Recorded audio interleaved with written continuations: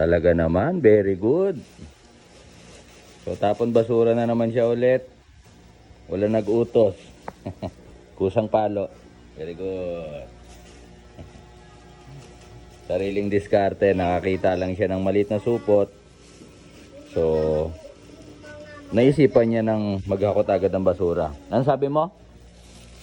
Yung mga bata, kailangan katulad sa akin para hindi yung mga magulang niya hindi mapagod magtapon ng basura.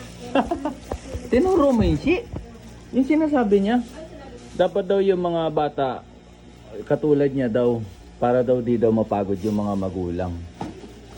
Hindi ko rin tinuro yun. Wow. My goodness. Galing mo, baby. Love you. Be proud of you. Sipag. Yeah. Kaya mo yan. Huwag ka masuka-suka.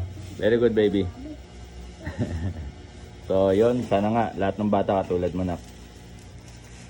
Malaking tulong yan sa mga magulang. Mababawasan yung mga trabaho sa bahay. Good job, good job. Bye-bye.